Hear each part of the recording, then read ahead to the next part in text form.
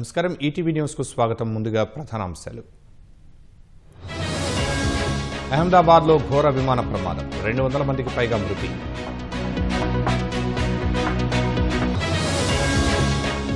కుప్పకూలిన వెంటనే ఎగసిపడిన అగ్నికీలలు మృతుల్లో గుజరాత్ మాజీ సీఎం రూపానీ మెడికల్ కళాశాల హాస్టల్ పై పడిన విమానం పలువురు వైద్య విద్యార్థులకు గాయాలు